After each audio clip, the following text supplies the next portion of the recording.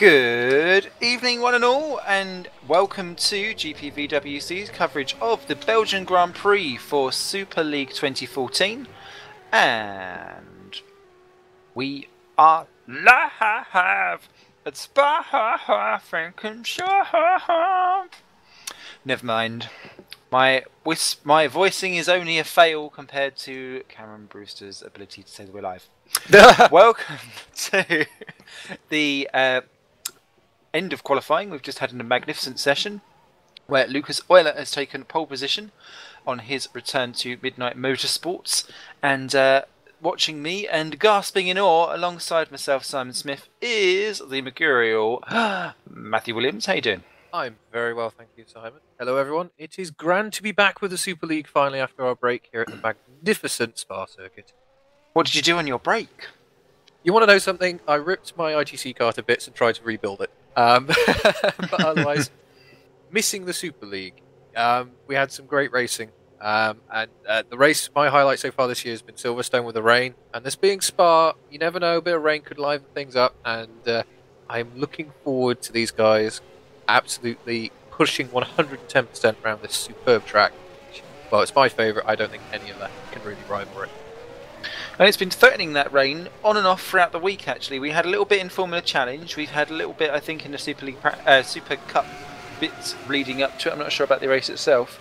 And in the practice session, just before we went into quali, it was raining there at the end as well. Quali was dry, and Lucas Euler took the pole there from David Feideck and Lewis Redshaw, and we'll run through the grid later. But yes, as we've been saying, the rain very much on the horizon. It's a long lap around here, so if it starts to absolutely piddle it down, it can really cause you an issue if you're at the wrong side of the circuit. Absolutely. That's the nature of this course. It's one of the longest, if not the longest, at 7 kilometres and 4 metres. A lap, it is a long old drive to go back to the pit lane if you find yourself with the wrong tyres. And of course, it's set in the lovely Ardennes mountain, or Ardennes region of Belgium. Lots of hills, lots of lovely trees and things, which, you get this little microclimate effect going on. So you might have one bit of the track absolutely soaking wet and the other side's perfectly dry. So, as has been said many times, the right tyres at the right time are going to help you out hugely here. And on top of that, there's also a variety of setup and things as well, strategy playing out. So it should be fascinating to watch this one. Definitely. And I know from racing on Tuesday that tyre wear isn't necessarily an issue. But what I did find, and what you were saying as well when we were just watching the end of qualifying, is that there is a real difference between the straight line speeds, particularly down the Kemmel Straight towards Le Combe.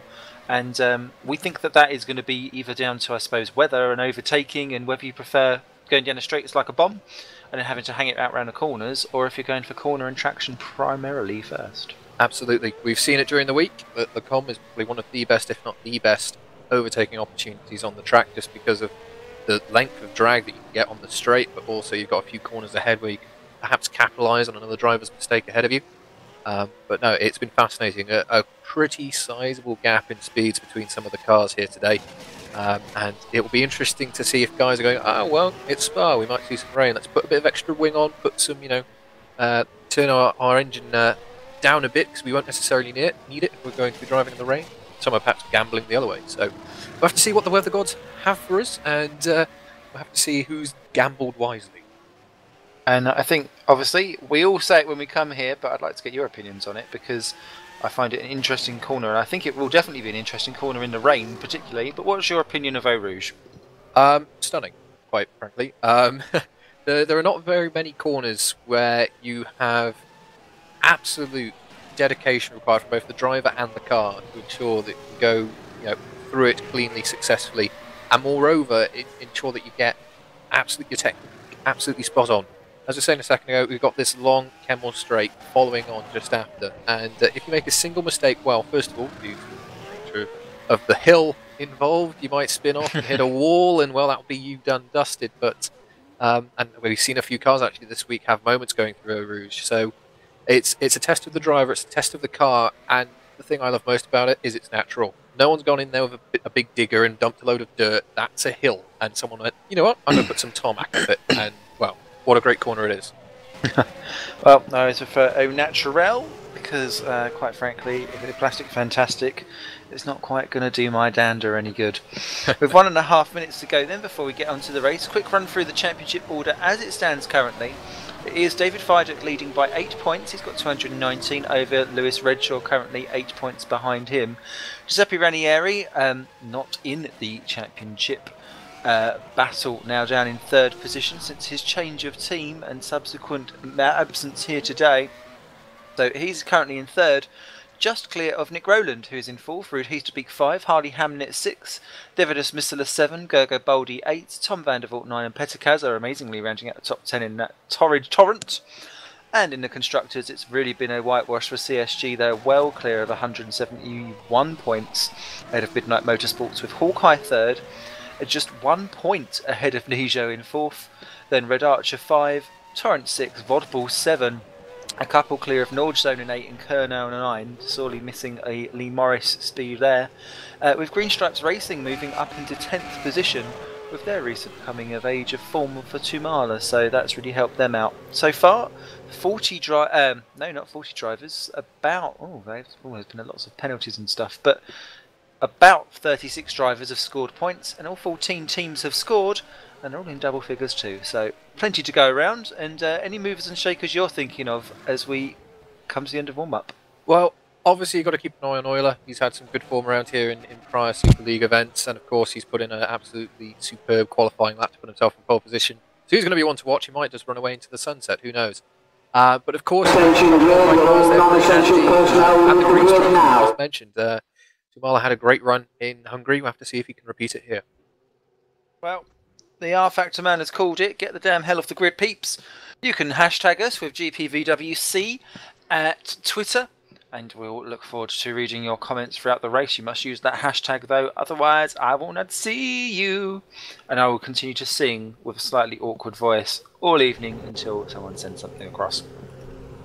Now, it's looking damn dry, but dampish. Yeah. Soggy biscuit. As they lead round on the formation lap, it's Lucas Euler then for Simcraft Midnight Motorsport. They're all out on dries, to be fair. Ahead of David Fidek, 2nd position, yet to be off that podium. 3rd place is Lewis Redshaw in the 2nd of the CSGs, and you can see the spray there kicking up as they're coming out of La Source. And La Source obviously is also a source of water at the start of a river. Let's see whether or not it will be crying a river by the end of that. Then the Hawkeyes are 4 and 5, Harley Hamnet and Gergo Baldi ahead of Ruud Heasterbeek, 6th, top Nijo. 7th is Davidus Misala for Red Archer VRT, ahead of the Norge Zones, Augustin Canapino 8th, back in that car, and Toby Davis back in for the Norge Zone as well, so nice to have him back after Tom Jacobs ran that seat for a couple of races. Dowie Tapper in the Vodball, back in that car again in 10th, ahead of Nick Rowland down in 11th after a 5-place grid drop. Tom van der Voort is in 12th for Nijo, and rounding out the top half of the grid for Green Stripes is Mikael Tumala. Following them, we have in the other Vodball racing car, we have Morten Wernerson. Starting P15 will be Tommy Hagen in the Red Archer car. He is followed by Fran Lopez. He'll be starting P16 today. And behind him we have Boyd Bryson in the Phoenix F1 car. Starting P18 will be Roy Schroed, driving the Woods car today. He's followed by Matt Richards in the Kernow car. Then in P20 we have Tommy Covenant. He's in the Green Stripes car. And rounding out the field today, we have starting P21 Ollie Peltonen in the Woods car, Kieran Ryan in the 2nd Phoenix F1 car, Adam Rouse in the Torrent Motorsports car, Fuller in the 1st VST Racing. In fact, both guys together. Calvin, his teammate, starting just behind him, P25. And then we have Petter Kassa, the 2nd Torrent car. And then we have 2 targets of Vinuus Kundus and Mark Stanton rounding out our field. Target, they're very tight on money, unable to qualify, but at least they're on the grid, and it's a full mark of 28 cars for the first time in a very, very, very long time, actually, so that's lovely to see. And welcome to the grid for the first time in Super League, Fran Lopez there, making his debut for Kernow as they cycle through drivers looking to potentially place long-term Lee Morris if he's unable to get his PC back up to full spec. So good time for Fran Lopez, and we've battled him in Formula Challenged, not Super Challenged. Oh, and someone's round. Oh, Tumala's spun it with Vernonson, and Lopez has just clonked the back of them almost a little bit. They're all going again now, but that's coming out of Blanchimont down to bus stop, and clearly causing issues. And the field very, very, very spread out actually, so they need to sort themselves out. I wonder if that was them being caught out by the big slowdown. quite possibly. It might also be, you can see there's a pretty clear dry line and a pretty clear wet area everywhere else, so it might just be a little bit attempted tyre warm-up gone wrong. Well, they all seem to be collecting themselves together now, but importantly, the front of the grid has been sat there for a little while now, so temperature's rising. A bit of a barbecue as Mark Stanton pops his target onto the back of the grid. Great to see the Stanton on the back there. And as he now trundles in, here it comes then. The lights for the Belgian Grand Prix begin to go on, and once they go out, we will be racing off and away. Euler on the dry line, much better start. Biden popping out, Rachel goes for up second. A real difference between one side of the grid to the other as they come down into the source. Net contact, Davis slams into one of the Nijos. Someone else is out wide, one of the Hawkeyes, as everyone else goes through, and it was Boldy. Pelkanen has a torrid start in the woods. I think he's nearly stalled it, but it's not going again now. But it's Euler that leads from Redshaw. Fiduk down to third, then Canapino, Hamnet, Boldy needs to beat Littlers. And someone's off, it's Davis, he's upside. Oh my goodness, Redshaw! Oh my goodness, 14, 15, there's carnage everywhere! And that was Toby Davis going off at the top of Eau Rouge. And my goodness, Matt Richards, a massive smash there. Half his car's missing. Goodness, that we were talking a second ago about Eau Rouge and it being technical. Well, there you go. One slight moment, you're flipping the car and you've got half a field turning up into you. As about to mention, Pelkanen had some sort of drama down at turn 1. By the looks of it, we've got at least 4 cars retired already and they haven't even got to sector 2. So drama off the start. We've got Hagen running around without a wheel on his wagon. Goodness gracious, how quickly things could change. So out then, Kovenen, Vandervoort, Richards, Davis, Hagen and Schroten have all retired from red flag. Mark Fuller, yeah, great.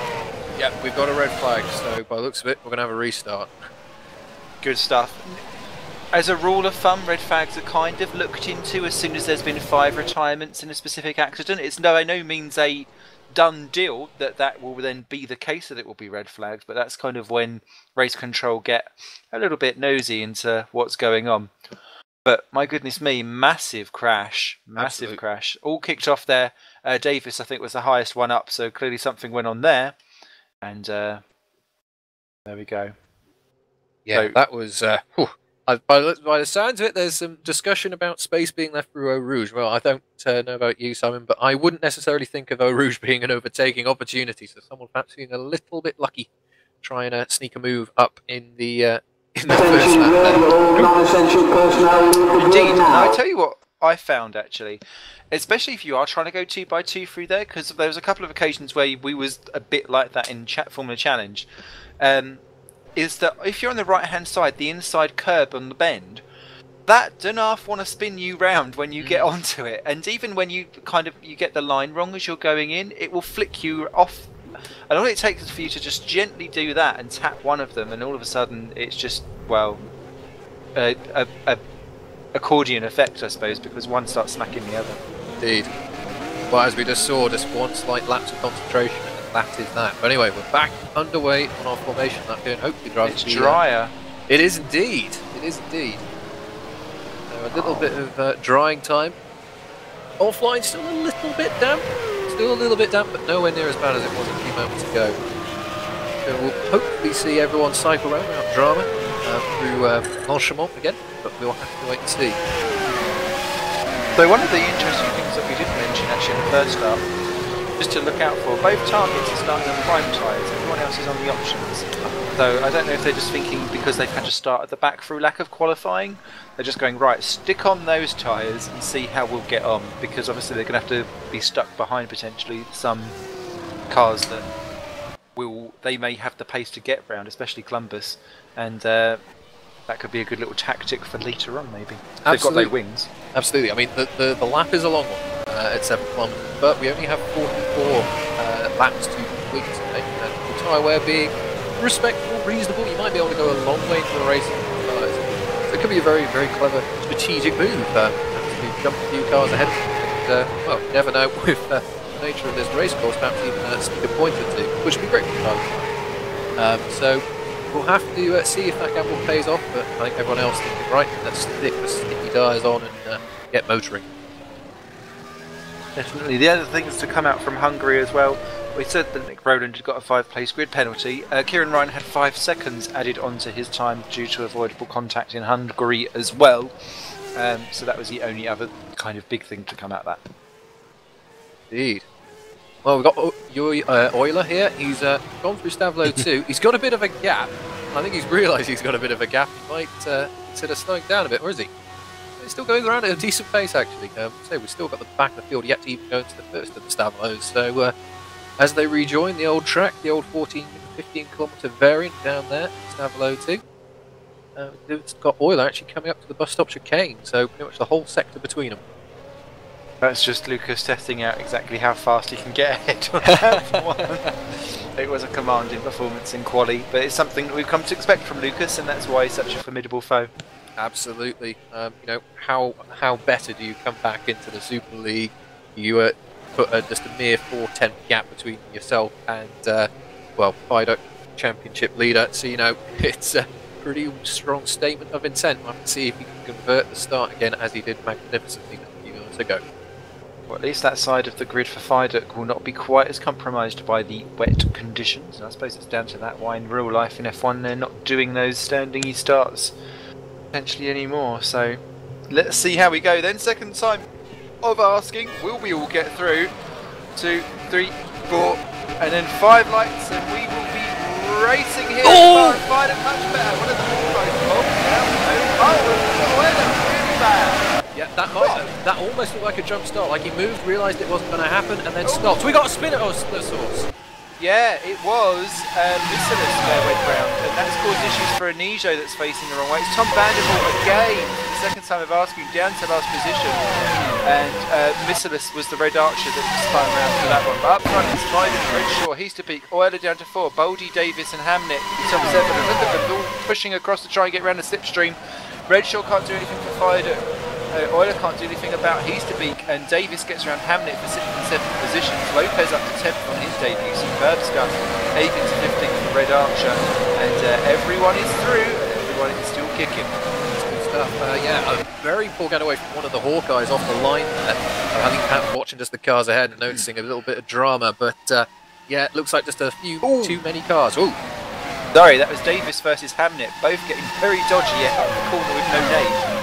And Davis basically veering off into the side of Hamnet and trying to edge him off the track and scare him, but it didn't work. He kept 6th anyway, so no changes there. It just was all very dramatic and jagged looking. Nick Rowland then down to 16th position. He had a poor start as well. Yeah, just keeping an eye now on Heasterbeek. He get a great start to get up to 3rd there in the Nijo, but he's well and truly under attack from Euler. Look at that, superb exit from Stavlo 2.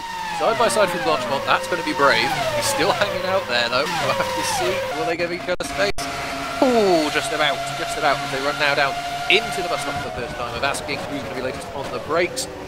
So they're about even actually. We saw this plenty of times during the week. You can actually almost go all the way around there, and not this time around though. Euler's decided just tuck inside, get a run down here into the source.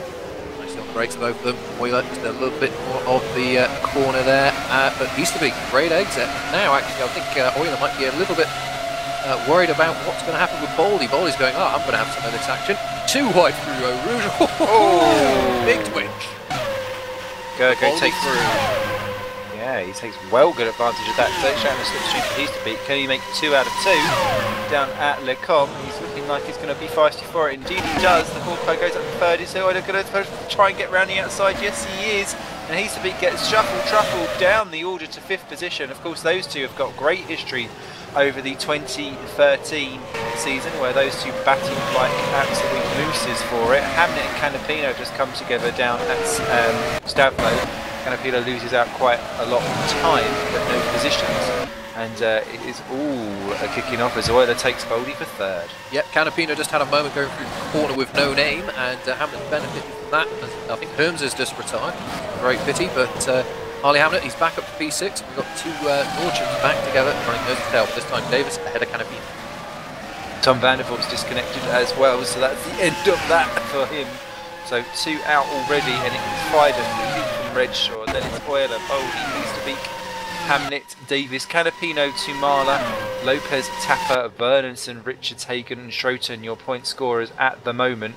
Great battle there with Petakaza getting on board Bryson for 19th and 20th. That's now sorted out in his favour, but Dowie Tapper in 11th, about to try and go round the outside of Fran Lopez down into the bus stop. Lopez covers it.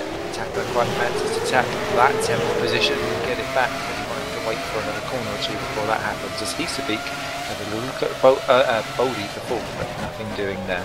Indeed, now we've got the challenge down for Euler. If he really wants to take this race by the scruff of the neck and get himself a win on his return, we've got a lovely bit of open track ahead. Two CSGs trying to perhaps consider their point in the championship. You know, we're coming to the point in the year where you start thinking about where you are in the championship and where you can potentially finish in the constructors and drivers. Euler, to a degree, he's got nothing to lose. You know, he could potentially challenge and just put that car in an awkward place. Redshaw or Fiduk have to consider, oh well, this is not worth it. But as they run down into Brussels on this, the third lap of 44, a lot of locking up I'm seeing going from Walter cars going through there. But Euler, he's already taking a good visible chunk of time. He's already pulled a good gap to Boldy and he's reeling in Redshaw. Mark Stanton's just crashed out from the back of the field, so that's our third retirement of the race, as Adam Rouse has spun it and lost his front wing, and he's retired as well for the Torrance from 21st position, so that was a big smack into the wall out of the exit of Stavlo 2, as Lopez retakes 10th place from Dowie Tapper, and Tommy Hagen took 13th from Matt Richards and is already pulling away, so already lost a fair amount of drivers. Spa-Frank circuit, so living up to its reputation of being a car killer. Absolutely. Canapino and Davis, they have swapped around P7 and 8 evidently. A little move between the teammates there, been done and dusted. And just keep an eye on what other battles we've got. We've got a nice scrap actually going on with Lopez and the two mod bulls. They're just going through Blanchimont. Lopez even have to consider going a little bit defensive, potentially down to the bus stop. Tapper very close, but all sensible, all considered. You don't want to be risking the car this early on in the race. There's still a long way to go. But this is a nice little scrap here developing for 10, 11 and 12, so we'll keep an eye on this one. But meanwhile, Fiduk continues to lead, gap growing ever so slightly, and Euler's taken a few tenths out of Redshaw that last lap, but he's gapped significantly to Boldy. Nick Rowland pitted at the end of lap 1 for a front wing, so that was that sorted. So he's now down in 23rd position, so he's going to be providing us some late race action as he piles his way back up through the field again. It's Tapper and Lopez. Tapper's going down the outside at the end of Kemmel Straight. Lopez has the inside for the gong and retakes his 10th position. Tapper was ahead at that point. He's got his teammate Alton Bernardson just behind him, the other Bod 4, and they've traditionally spent quite a lot of time close to each other out on track, and then lost it through the second phase of the race where their pit stops or their strategies haven't really worked to their favour. Let's see if they can kind of keep where they are at the moment, especially early on in the season when that Bod 4 was a real strong contender. Bahrain, I'm thinking of specifically, where they were up in the top 6.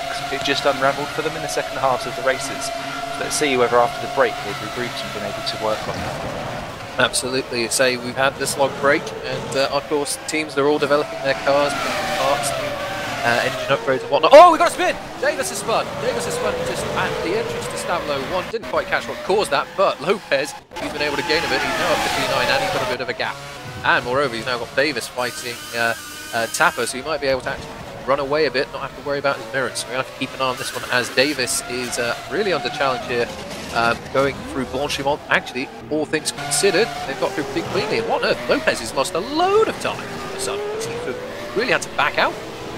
For some reason, lost a whole load of speed. Goodness gracious, on the exit of the bus stop there, getting it all crossed up, but still held on. Now Tapper's having another good look at Davis. We run down into the source, but Davis is going, no, thank you very much, I'll have a run into it myself here, and that's a move done. He's up to P9 again after that little moment. Piece to beat got round Boldy whilst that was going on as well, and is now up into 4th position, and Boldy's quite fancy never go back down at the end of the straight, round the outside into Lecombe.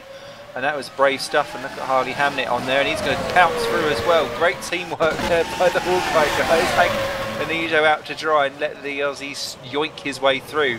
So if that is intentional or not, it's a completely another matter, as Lopez loses Davis and Tapper, and Bernardson's going through as well. There's contact between the two. Lopez out on the cars in 12th position, and Tommy Hagen's there to try and get it back. And Lopez being very aggressive and pointy on his driving at the moment. Just needs to re-smooth it back down so that he can get back to that pace where he was before. Development in the top three. Euler is past Redshaw. I didn't quite catch when that happened, but there was a 4/10 gap at the start of the lap, and that's been well reeled in. So Euler now up to P2, well, he's in a kind of class of his own right now. He set the fastest lap of the race last time around, a mere half-second quicker than anyone else. So Euler, he's fired up. He wants to win. Oh, Next Davis! Oh, Davis in the barriers, the same place that he spun last time round. Just different execution, no front wing, and now he's out. He's retired. oh, that's a shame. Yeah, you won't be able to recover from there. Oh, that's a real pity. Obviously, you know, Davis, he's had a lot of success in various other catches we've got here, and unfortunately, it's not quite working out today. Real shame. I hope we'll see him back. Well, there we go. That's another one out then. The Nord Zone's suffering. Anijo as well, and the ST and a Torrent and a Target. So at least they're spreading the DNF love around. But it is Fidek 2.9 clear then of Euler. Surprised that Redshaw is nearly 5 seconds back on his teammates so early on in this race. We're only at 12% really of the race through there as he runs out and kicks up a bit of dirt. Boldy then in fourth, he's got teammate Hamlin right on his gearbox in 5th position. Then it seems to be Canapino, Tumala on his own, then the little squabble of Tapper and Vernonson, Lopez and Tommy Hagen. Roy Schroten has got round Matt Richards for 13th and 14th. Ollie Pelkinen's up to 15th for Woods. That would be great if they can start scoring again. Absolutely, and especially since Pelkin had a moment down at the source on that one, so he's recovered really well to get up into 15th place there, and well, if things were to stay as they are now, scoring championship points, so good stuff. Rounding off the rest of the order, Bryson then in 16th, Casa 17, Kieran Ryan 18, Nick Rowland up to 19th and right on the back of Kieran Ryan. That may well be having a go down at the corner with no name just after that for Pouant, but we shall see how that goes. Rowland 48 seconds off the leaders, so more than a pit stop. Covenant is 20th ahead of Columbus, is reeling him in. Then it's Mark Fuller kind of just behind that. Missilus is on his own after his pit stop, and he's the last runner, so 23 left of the 28 that started. Lap 7, good start. So fight now going on for P11 between Fran Lopez and Hagen as we're running down into the bus stop. Hagen, you actually got a great exit from Stavelone too. It was alongside of him, decided to think better of it. Quite wide there, getting two cars, and there's certainly no mean feat. So they're still both running, and keep an eye as this little scrap develops. It's great to see so many little scraps already developing up and down the grid today. I think, you know, Spa, it's one of those tracks. Okay, you know, you can set your car up in a multitude of different ways. You've got fast sections, you've got technical sections, and it's great to see that lots of drivers are finding themselves in good scraps to enjoy. Do you like a good scrap? Hagen having a go at Lopez then for 11th and 12th, and that could well dice him through. Ooh, a little bit of contact on the way in. All is fair in love and front wings, and Hagen keeps it. Lopez all four wheels off, and my goodness, I tell you what, dog with bone is what I would describe Lopez at the moment, because he's chasing his tail and everyone else's. And I don't know if cars of this speed, it's different, and I suppose we're a bit ignorant to it because, well, especially I've only raced the slow cars, but the transition from a lower category to a higher category, I wonder how much of it you have to refine your driving style because of the amount of power that you've suddenly now got underneath you, because it's snapping here and there, and it's clearly got the great pace for it, but it's just a little bit snappy and just needs to reel it in ever so slightly, and it'll be well away. But still an impressive debut up in 12th. There's someone's changed. Hamlet round Boldy at the bus stop. Yep, that was a good move there from Harley. He's got himself up to P4. He's had a strong season so far. Hopefully he can continue that. Now he's got the did not finish streak he had earlier on out the way. But no, as you were saying, these cars, they're a very different animal to pretty much any other racing car you could probably get into. It's all about literally the fine margins, keeping that car, you know, just absolutely online all times, making sure that you don't overheat brakes, tyres, the engine, and of course just the sheer speed and downforce that these machines have got. It's like everything's being fast forwarded. So yeah, making a jump certainly up to one of these super fast Formula machines from like say a Formula Challenge or anything like that, it's certainly going to be quite a jump, and of course then coming back the other way is going to be quite the experience as well, all of a sudden losing all that speed and grip. But these guys, they're creme of the creme of the crop, and well, we're seeing some great scraps coming out as a result. Lap 8 then, and the gap between Fodak and Euler now down to 1.6, so it's reeling in. That will be interesting to see. Redshaw continues to fall away, he's now 6 seconds off. Hamnet pulling away from Boldy, but Heasterbeek is right there with them. So we'll see if Heasterbeek is going to gear himself up for something. Someone's gone off at the top of Columbus there, getting it all a bit wrong. And 21st at the top of Eau Rouge, he gets away with it though. And the battle for the wooden spoon positions of Columbus, Fuller and Misselis is about to be interesting because Davidus has caught the back of that duo. They're only 2 seconds away from Tommy Covenant, who is struggling a wee bit compared to his teammates because there's already 45 seconds between them. Now, fastest lap of the race done last time round by Euler. He is absolutely motivated to get down to 1.1 between himself and Vidok. I think we're going to have a lovely scrap developing here any time now. And yes, Redshaw, he's maintaining though that 6 second gap. It hasn't really fluctuated or varied. We have seen the CSG guys do this in previous races.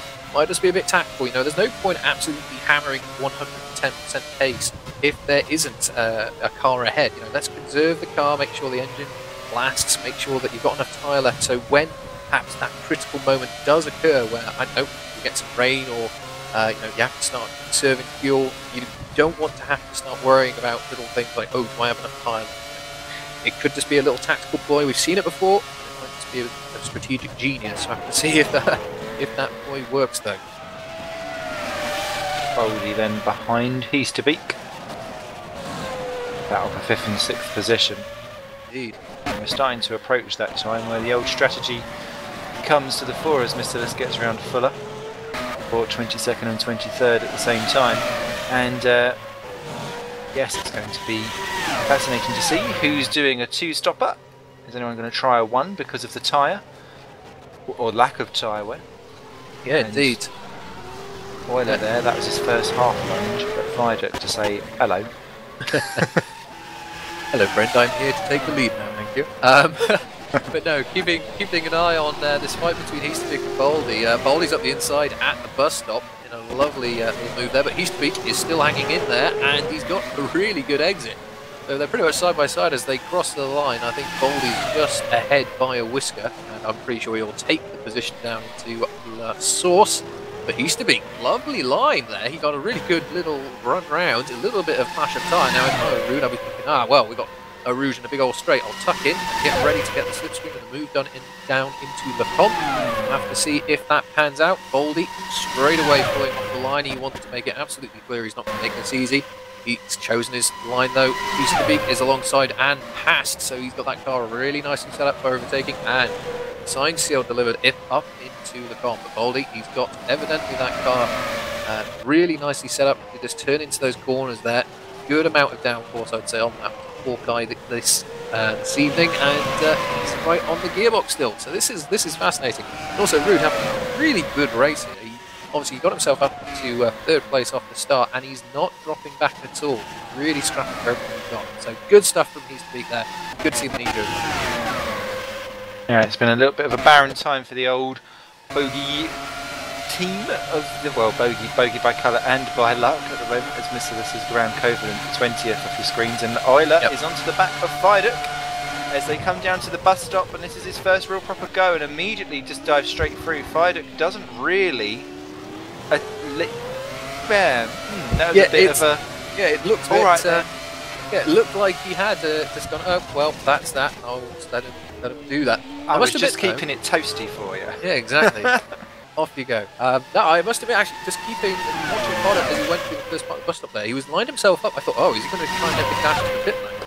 But no, he didn't do it that time around. But just looking at the gap, there would probably be just about enough time actually to get into the pits, put a nice new fresh set of tyres on the car, and get out with a lot of fresh air ahead of you. So Vidok, he's lost the lead, but he's not that far behind. So I have to see if he's just been taking it easy, saving some fuel, saving some tyre, and will now make best use of those saved resources. But again, as they go down into this Brussels airport, I've seen so many cars lock up into there. goodness. I'm really surprised. I mean, obviously the corner falls away and you're locking up their front right-hand tyre.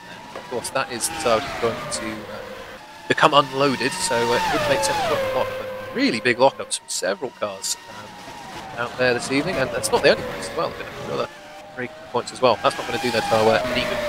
13th and 14th side by side for the third, fourth corner in a row through Eau Rouge. Matt Richards takes Roy Schroten.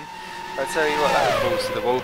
As Schroten then goes for the slipstream a little bit too early, pulling out of that for my sake, and that may leave him a little bit compromised if he's not quite got his car fully alongside into Lecom. And well, at least that's a corner where they didn't smack each other, because they did down at the bus stop twice and down at Eau Rouge twice as well. He was doing his best Bianchi to get around each other, but they've made it stick, and both still well inside the points, albeit 9 seconds off of the back of Fran Lopez currently. And they've got Nick Rowland closing them down, who's just got round Ollie Polkanen to get 15th in the final points paying position at the moment. But we've got a funny feeling that roly-poly will quite quickly catch up to the back of them. Yep, I think they will, as well as... Oh, Baldy's in the pits. I was just about to mention, he was dropping off the back piece week after we were watching that scrap. By the looks of it, we've got our first guy into the pits. And where are we now? We're on lap 11, or just completed lap 11, going on to lap 12. So about quarter distance, and we've already got our first car into the pit. So we have to see what he jumps onto, if he's going to go from a set of options or onto the primes. Looks like he is staying with the option tyre, so he wants that sticky rubber one more time. And away he gets into back into the pit lane, up onto that pit lane speed limiter, through the source, and he's dropped out in a pretty nice gap actually. He's got a few cars ahead of him, but he's got plenty of space to potentially just fall back into, get the tyres up to temperature, and then start attacking. So there we go. We have to see if anyone else responds to that, but Baldy goes under the pit. Back out then on the options. Just for information, Nick Rowland, when he came in at the end of lap 1 for a pit stop, he swapped to prime tyres, so he's getting longer stints out of the way. And that kind of lap 11, lap 12, that leaves you open to two things really, because you could do a massive long middle stint potentially and still make it a 2-stopper, or you could go option prime or something like that and go for 3 short sharp stops. The pit lane isn't massively long here, but it's deceptive because the actual pit lane speed limiter line is quite early into that pull-in, isn't it? It is indeed. And actually one thing that you perhaps don't even notice when you're actually in the pit lane is how much higher above the racetrack it is. But yeah, as you rightly say, the actual limit line is very early on. And you do perhaps have a little more time than you might expect given the length of straight. Missalus gets round Kieran Ryan from 19th and 20th. Hamlet is great. So the second Hawkeye is obviously coming in, so it looks like that's a game plan from the Hawkeye team. Harley got it stopped in the box, getting a fresh set of tyres. Well, looks like that's going to be the option tyre again. So yeah, are they just going to run the whole race hell for leather and use up lots of option tyres and just have a few laps on the prime? I have to wait and see. Harley taking a bit of an interesting line out of the pit lane there, and running into and a big old slide, getting the foot down, going out of the pit lane as well. But he's now out. He's in P7, having done that stop, and he's got a little bit of a gap to Marla, who's ahead of him. Missalus gets round Casa now for 18th, coming out of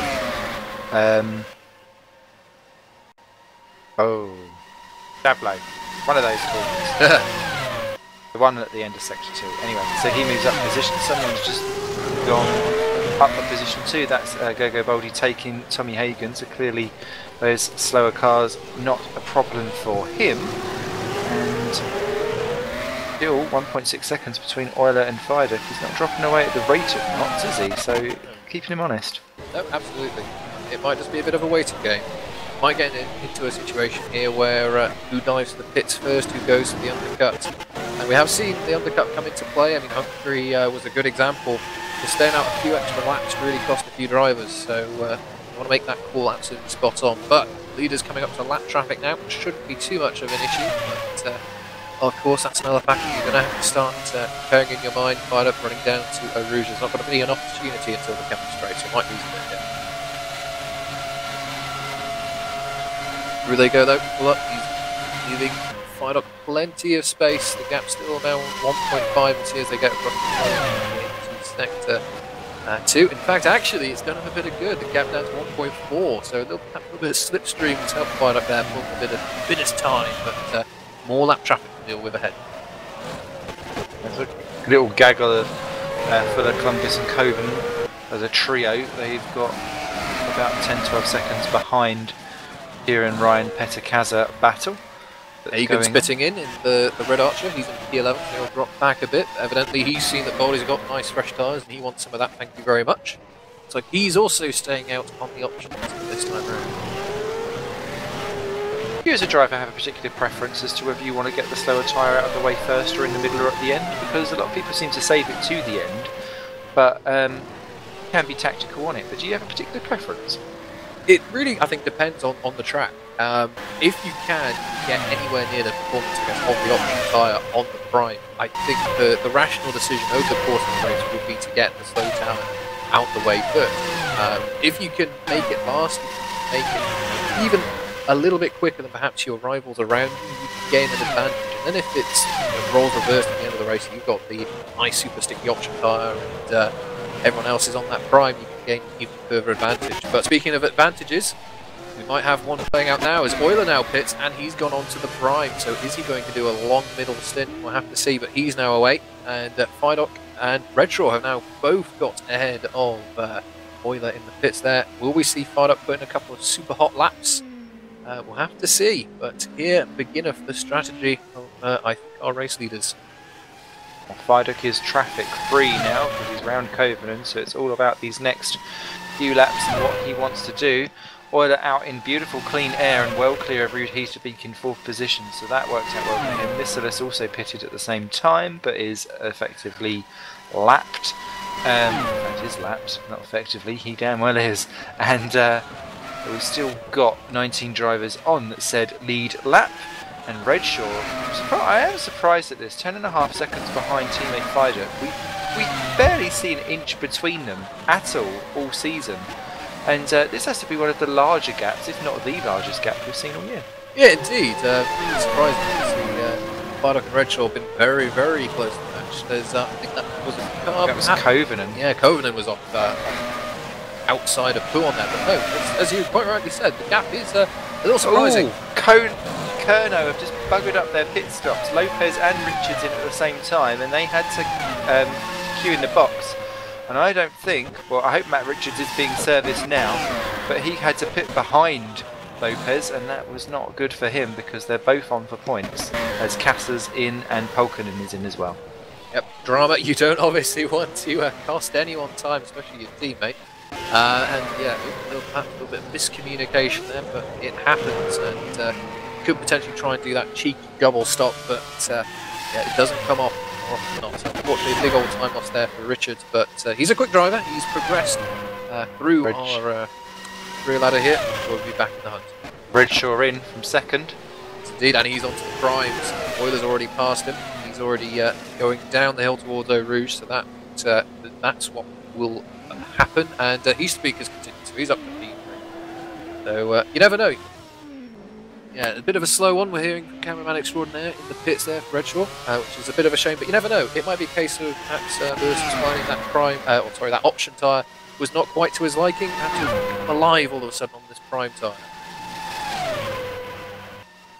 He is now out and going along the Kemmel Straight on this lap 16 of 44, but Fidok's still going. He was passing Richards actually, we were just talking about a moment ago, and he's still going around on this option tyre. So clearly he's quite happy with it. He's managed to run fairly deep into the race. We're over a third complete now, and he's just calmly and consistently cutting his way through traffic. And if he can keep this up, he's going to, I'm sure, do quite well.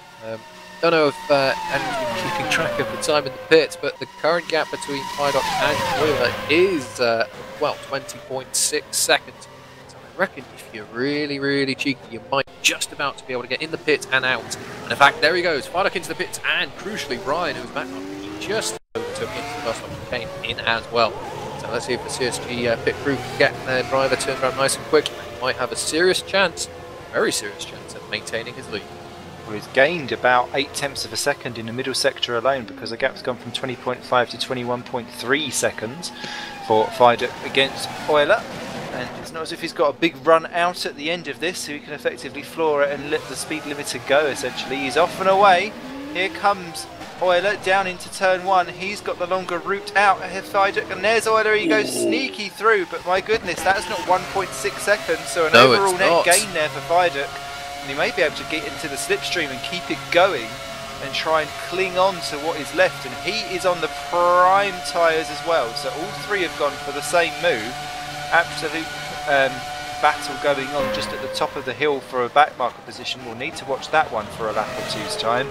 But yes, Fidek there, well in the slipstream, and that's exactly what you need to do. Keep on in it, because if that gets you within a sniff, you can keep hauling back in the advantage that Euler gains elsewhere on the big long straight track. Keeps you in the game. Absolutely, and of course, so admittedly these prime tyres, they've got a lot of life in them, but crucially, Fidek's is a few, or Fidek's set of tyres is just a few laps younger. You know, that might prove a big difference towards the end of the race. And absolutely. Sorry to be dramatic there, just ahead of this leading battle, Pulkinen and Missilus there nearly got together. Pulkinen dives off the track in avoidance and lets Missilus and Columbus through for position. But that was key because it's broke up that trio slightly, which they were all going to have to lap. And obviously, if you're in a battle with someone else, you're not exactly paying the 100% attention to exactly what's going on behind you. Pulkinen and Columbus still going at it hammer and tongs, but Fidek now actually 1.1 behind Euler. Maybe the immediate time to pounce is over for these next few laps or so, as Bryce puts it. It is indeed. We'll have to see what the gap is as they come across the start finish here. I mean, if it's around the 1.6, well, I think gain nothing lost. He's to be kin to. It's up to 1.4, so it is effectively as we were just before the pit stops occurred there. But he's very much in touch with the distance. It's not over. You absolutely don't want, as perhaps the leading car, to have to start considering, oh well, there's this guy behind me, I'm going to have to keep pushing lap after lap. Because Spa is one of those tracks that if you get it wrong, you know, those barriers are not far away and you can end up in a wall, perhaps doing some serious damage to your car. And, well, putting yourself into some real issue. So hopefully that won't happen, but as you were saying, we've got this lap traffic to consider. Looks like Euler's been able to make his way through some of it, and we've now got Fidek, who's got two cars, Pelkinen and Columbus, scrapping down into Brussels. Columbus has seen him, Pelkinen has not. Oh, really being held up. Fidek is not going to be pleased with this if we go for the name. He's got a much better exit. I think that's just fresh tyre for you. And Pelkinen, oh goodness gracious, is he going to let him through? Yes, he does. I'm sure blue flag will be full in effect there, but yeah, Fidek, he's lost a load of time there. The gap 1.9, as close as make no difference second now. So Euler, the big beneficiary of that little bit of traffic. Very interesting to see as they cross over the sector what damage that has done. So that is now up to 2. Ooh, even more. Ooh, dear. Yeah, not great, not great. And that was very difficult there for Pulkinen around the first couple of corners. He then just didn't make anyone's life easy down to Pouon because he didn't give a definitive, I will pull out the way and let people through. So always a wee bit tricky there, but we are going at many million miles an hour, so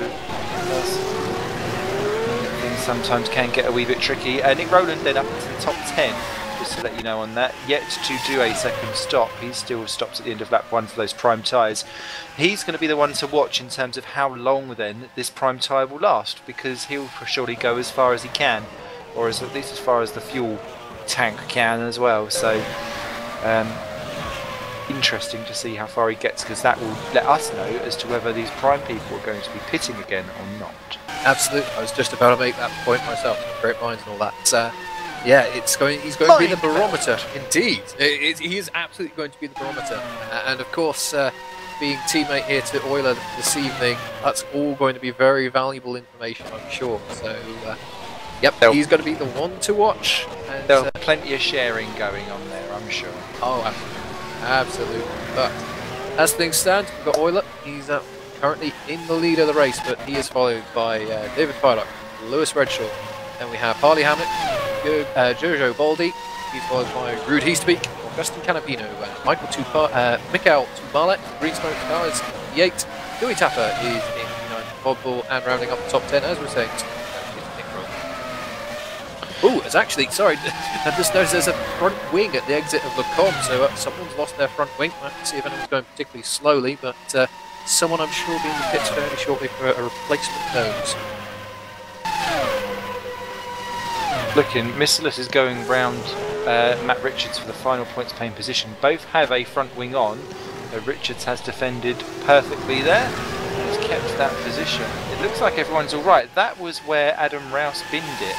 So I wonder if that's there, because I can see a front wing at the top of Eau Rouge as well, which looks like it belongs to Calvin Hermsey, as Missilus there does the dummy on Richards and yoinks 15th position just in time, because Euler's about to come and lap the pair of them. So that will help out them, no doubt, because it's always the first one that you come up to lap is always like, I'll get out the way. And then you kind of pave the way for everyone else. Dowie Tapper is about to be attacked as well by Nick Rowland from 9th and 10th. And in fact, he's through before I've even been able to say that they're battling. Well done, Nicky Poo. Yep, absolutely. He's not hanging around. He wants to try and do a bit of damage limitation. That was a very important first lap. His next target up the road doesn't fall that far, near 2 seconds, and that's Tumala in the green stripes car who's having a good run. Just going through bus stop, but he's going to be trying to get past the lap traffic himself. Worthwhile saying actually for Nick Rowland, remember as Polkanen in the pits, I wonder if that is your missing front wingman also actually potentially. Polkanen? Yeah, he's down to last, so that could well be Mr. Front Wing himself. It's worthwhile saying with Nick Rowland that actually he's only lost 8 seconds from when I called out that he was 48 seconds behind a good 15 or so laps ago. And so actually, in terms of pace to his teammate, he's done a very, very good job, which there was always been a fair bit of a gap as Dowie Tapper laps Polkanen between Rowland and Euler, just traditionally when they've been teammates before. And despite the fact that Rowland had an absolute dog of an opening lap, when he'd been running in clear air, he's clearly been actually not too bad at all. Yeah, absolutely, and it's unfortunate sometimes that perhaps it goes, you need to keep an eye on the race and where the scraps are going. You do miss out on some of those sterling drives, absolutely pushing the car, getting some great lap times out, and just because they've had a poor, first lap or just had a bit of misfortune, that kind of work is not noticed. But it's good to see that in this case, Roland, he's been able to get himself up to the top 10. I'm sure he's going to go further than that pace that he has. And, staying anywhere close to Euler and the leading bunch is certainly a very strong compliment. Quick look round for any other scraps that are ongoing. The field has relatively fanned itself out. Canapino and Easterbeek for 6 and 7 are probably your closest bet at the moment. Easterbeek on the options, as is Canapino, but Easterbeek has been in. Yes, he was in on lap 17, so he's on relatively fresh tyres compared to Canapino. Tumala having a big moment. He's PA. Goodness, get ran well wide out of La Source. Just handed Roland a whole handful of time, I'm sure. Just ran out onto that super slippy AstroTurf, and well, that was that. Lack of grip, and he did a great job actually to hold on to the car. A lot of power, not much weight. When you put your foot down, you will start moving very quickly. Perhaps not in the direction you want, but anyway. Looks like he's just about gathered that all together. But Roland, he's going to be right on his heels any time now, and I'm sure Roland would have seen that and gone, right, thank you very much, your tyres are going. I'll bear that in mind and have a look a little later. Canapino got round Easterbeek whilst that was going on, but it's interesting you saying that AstroTurf is so slippy, because when you look at it, you're like, yeah, it's tarmac, and when you're on it, like, no, it's not. It's like one of those Willie E. Coyotes where you go over the cliff and then you have that little puff of smoke, and then you look around, and you're like, Well, it's kind of a shame, though. You've got lots of race circuits, of course. We want our drivers to be safe. Virtual reality and real, of course, and it's unfortunate so many tracks having to put lots of tarmac. Of course, the answer to this is, well, okay, let's put some super slippy surface to try and discourage. But when you have corners like, we've had, for example, pictures shown of, it's completely eluding me, but Parabolica, thank you, cameraman extraordinaire. I knew it began with a P, but anyway, extra bits of tarmac. There we go. Yes, just forgot. Yeah, it's a real shame that you've got these such legendary corners. You kind of have to, take away perhaps a tad of the challenge just by giving that little bit of run. But at least there is a disincentive, and Tumala, really under attack here from Roland. A little bit of a nudge into the source. But yeah, Tumala clearly having an issue there, running on to tarmac, which Back in the old days, I think that was actually the walls. There you are. Already with you with the whole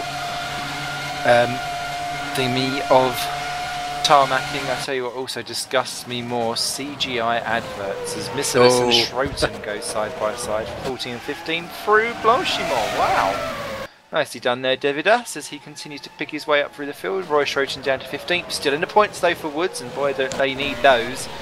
But the Red Archer driver now up into 14th and is about the straight between Bus Stop and the Swords between him and Fran Lopez, who's still up in points on debut. But yes, CGI stuff, especially when they spelt wrong, especially when it rains and it goes all fuzzy and stupid. And especially when it's normally saying, Bernie, think before you drive. Clearly, you just thought if he could bribe 60 God knows million to get his name clear, he could stick up a couple of quid to get some proper adverts, or at least some paint to stick the things down. Well, there you go. Oh, Rant over. Indeed. Sorry, that was a bit of a off-course discussion there. Quite literally. As Boldy's in. Oh, is he? Ah, well, that was a very short stint. Perhaps he's considering sticking on the... now this is interesting. He's done an 11-11, hasn't he? He has indeed. In other games, that would mean something very different. But moreover, Roland is still running on his prime tyre, and we're exactly halfway through the race. So admittedly, he did pit in on the first lap. But perhaps if Boldy, where has he gone? Has he gone on prime? No, he's on options he's not. again. So he's 3 well, he is indeed 3, and he could potentially have just sneaked to 2 if he was so inclined. But anyway, mentioning Roland, while all that was going on, he's now up into P8. He got past Umala. Very nice. So his march continues forward. His next target, of course, is P7, who is Boldy, actually, having done his best. Yeah. Boldy must be trying out quali runs after quali runs. Sorry to interrupt you there, Simon, but Lewis has lost over a load of time, while Harley's gained a whole truckload, because he's right behind him, less than a second now, between Hamnet, who's currently P4, and Redshaw, who's currently P3, so a little bit of pressure here. I know Lewis didn't pit, yes, and neither of them have pitted recently, so that must have been a moment at some point on the lap there, the whole chunk of time. So Harley, he's going to be fired up now. He wants to have a good look back at that CSG and try and figure out where its weakness is and get a move done. The scary thing is, looking at his lap times, it's not a moment. He's genuinely off the pace on that prime tyre. He done a 1:45 a couple of laps ago, twice in 3 laps. In fact, 3 times out of 5. It's quite scary. Bouncing between 44.2s and 45.2s, and this time I think Hamnet's going to cling onto the back of that slipstream, get his little Aussie love sucked onto the back. He'll have a half stab straight away on those option tyres.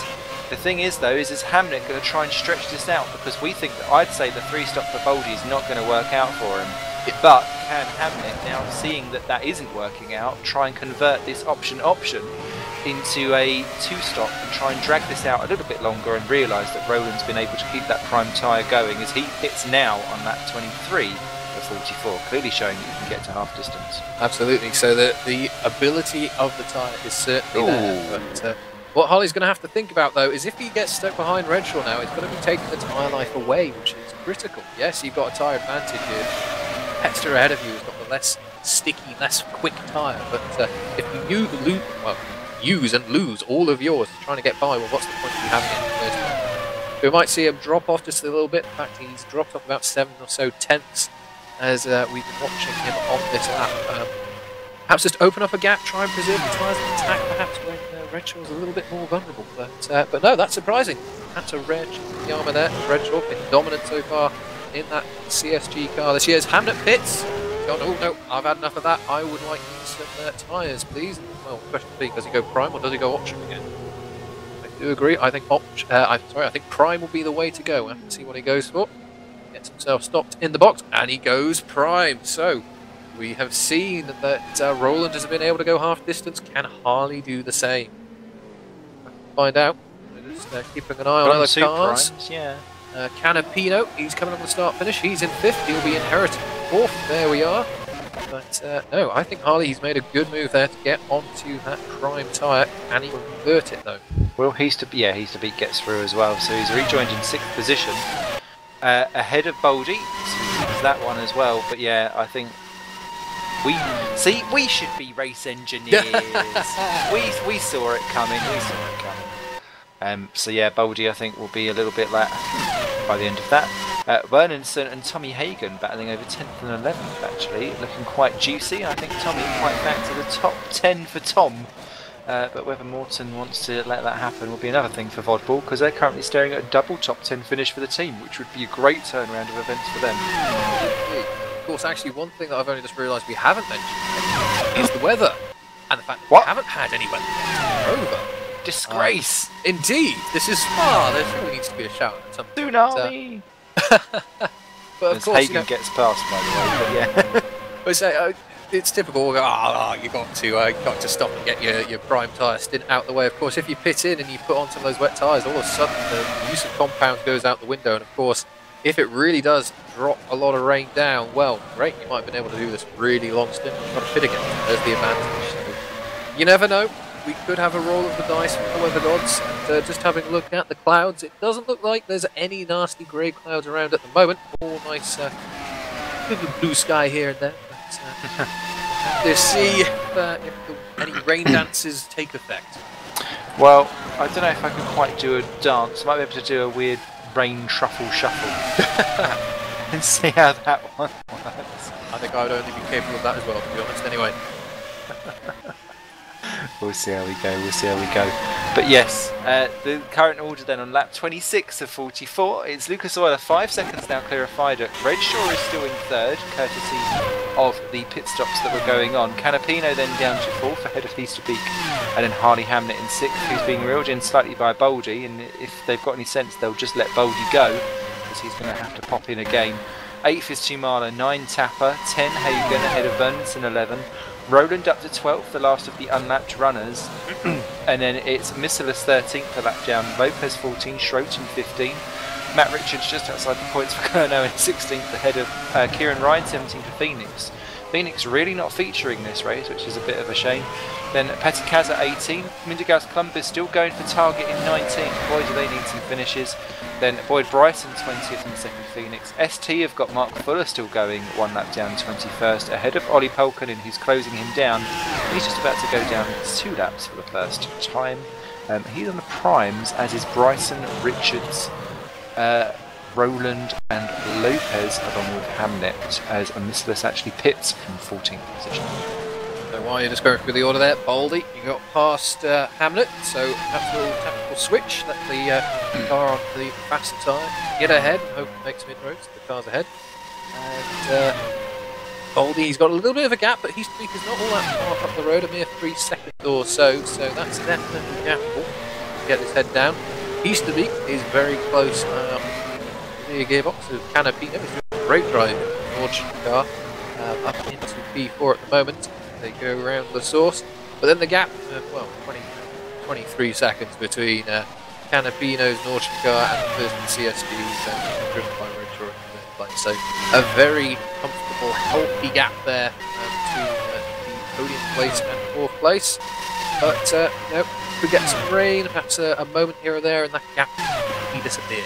But one thing which hasn't changed is Boiler. His gap now up to 4.8 seconds. It was 5 a little while ago, but he's got traffic in the way. He continues to lead here, 27.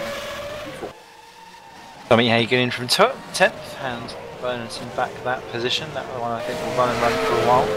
Lewis Redshaw locking up his tyres regularly in third position.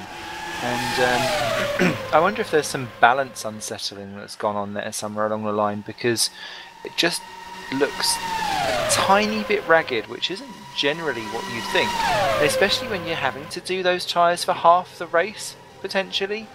You want to minimise as much of that locking up of the brakes as possible. Starting to calm down a little bit now, but yeah, just need to keep an eye on that one and see how it goes, and how his lap times in general will fall off against what Hamnet, but well, not essentially Hamnet will do, but Easterbeek will probably be one of the closest ones to him. Currently he's got about 25 seconds advantage, but at the rate of what she's dropping, which is over a second and a bit a lap, that could well be a little bit closer by the time we close home. He'll be alright for the next 10-15 laps or so, but it'll be the last 2 or 3 where I'll have to go and squeeze it through. Indeed, just actually keeping an eye on the lap times last time around. Well, we've got our two leaders between Euler and Fine up there in the 43s, and then pretty much everyone else is 44 or slower. And interestingly, it was Redshaw and Boldy. They did almost identical lap times. So actually, Redshaw on the prime time there. Don't quite know what the gap between the two tyres is in terms of lap time over a single lap. And, Redshaw getting the most out of that tyre, perhaps, or is that the car helping, or perhaps, of course, his ability. It's all very close. Just obviously the gaps which have been built up to this point being the critical factor is Redshaw. Again, just a little lock up into this right-left chicane complex, and it's surprising. And again, down into Stanlow. Perhaps it is a good question. Is the balance slightly off? Has perhaps one of the upgrades we've got the car, has that unsettled the setup a bit? You know, it's there's a multitude of factors, and it's quite surprising to some of these corners, which are fairly flat, to see so much lock. It is literally just a little bit too much brake pressure. So, yeah, quite interesting to see. A little bit of a tyre, might be quite a bit there on the exit of, or entry and exit there of the bus stop chicane. Clearly using those tyres up, so we'll of course have to more than likely see him fit in before the end of the race, and perhaps if he goes back onto that option tyre, he might be able to get a little bit of pace. Kieran Ryan has had to pit and rejoin in last position, courtesy of losing a... Oh, sorry, he's down in 21st position. I think he lost a front wing, because I could see a Phoenix F1's front wing spinning round at La Source. And when I clicked to him, it kind of flew in and rejoined back on his car. And he's lost a few positions, so I'm assuming the two incidences there are related. So Kieran, they're not having the best of times out there today. Still running, as is actually after the initial everyone wants to throw it off in their first opening laps. We're all right now, and we're still on 22 drivers, runners and racers left in this event, which is quite good as Tumala pits from 8. Yeah, absolutely. Of course, the start at Spa is pretty unique, the first corner being a hairpin, and moreover the tightness and everything else, it's very much a pinch point. Likewise, the bus stop chicane, a big old pinch point. There's so many cars you can get through those corners. And to be fair, actually, in both starts, we saw fairly good discipline. Okay, the second start we had a little bit of a spinning contact through the source, but it was Eau Rouge of all places. But big drop happened, and well, we had that red flag as a result. So it's good to see that things have settled down. Drivers getting into their rhythm.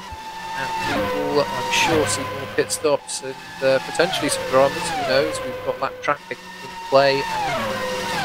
Just bear in mind. Anyway, now that Baldy's been released, he's radically and very quickly gained onto the back of Beast Peak. So we're going to have a scrap here for 5th and 6th place before long, both on the option compound. And Canapino has continued to stretch his gap to East Peak. So he's pulling a bit of a gap there. And he's actually gained ever so slightly on Redshaw ahead, but the gap's still 22 seconds, so not by much.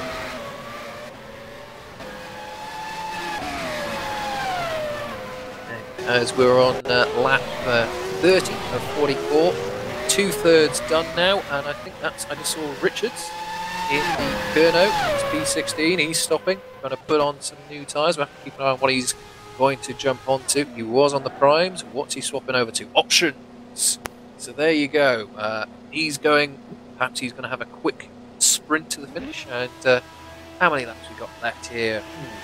16. That might be pushing it ever so slightly, but we will see. So he's got his pit stop done, and he's got his compounds out of the way.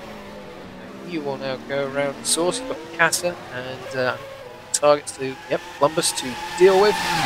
There you go, there goes Richards. He's only lost the one place actually, 2 Casas, that was 4th position, so not a great loss of time there. And 15 is not that far up the road either, so more to play for. We're going to see which tyre strategies are really going to pay dividends. As Euler pits on this time of asking, he's gone on to the option as well. Actually, it's the way to do it. Nice long middle stint there on the primes. Violet continues, he's taken the lead of the race. See if he puts in any blazing fast times, but Euler, he's now back out, running down the hill for one more time, and he's got a lovely sticky set of options to play with, so I'm sure he's going to be absolutely pushing to the limits. Now the car is... so yeah, as cameraman extraordinaire in my ear quite rightly pointing out, the time is now. If Marduk wants to try and make an impression, gain some of that time back, as he did early on in the first round of stops, he's got to make a decision in the very imminent future. Is he going to grab a fresh set of tyres and match, or is he going to try and do something a bit different? We'll have to wait and see, but with 14 laps remaining, a little more than that, it's still a way to go. Things could occur, and you know, weather could always be a factor as well. So have to keep an eye on Marduk. He's negotiating traffic, which is going to slow him down.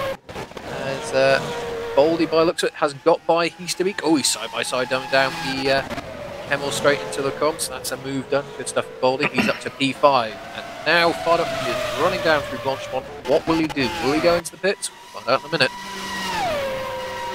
Very interesting indeed. And yeah, I suppose you get to that crunch point, don't you? We're like, do I follow? Do I commit? And Marduk commits, and in he goes.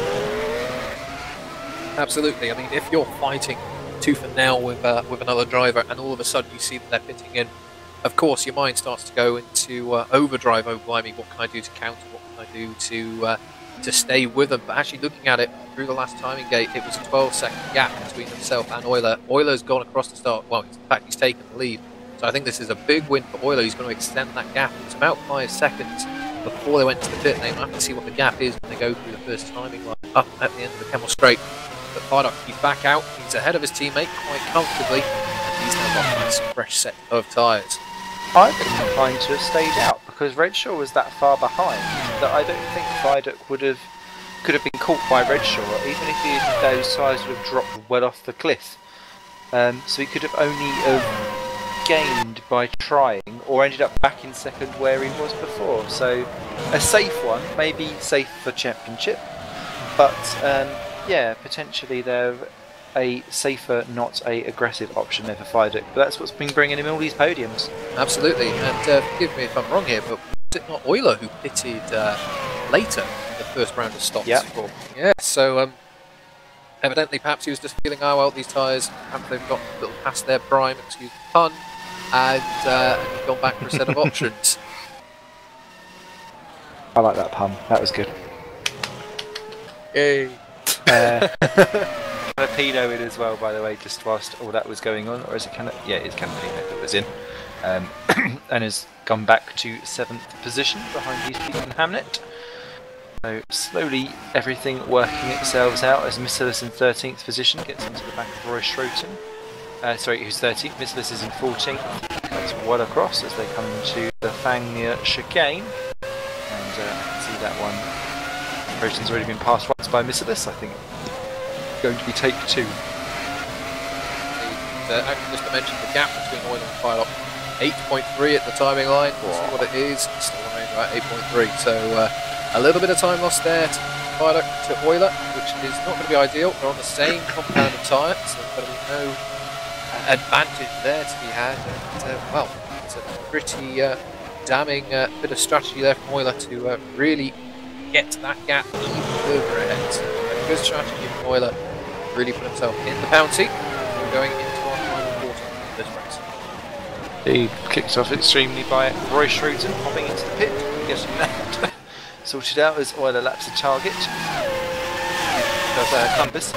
So the order then, as we enter the final quarter, is Euler, Marduk, Redshaw, Boldy, Easterbeek and Hamnet.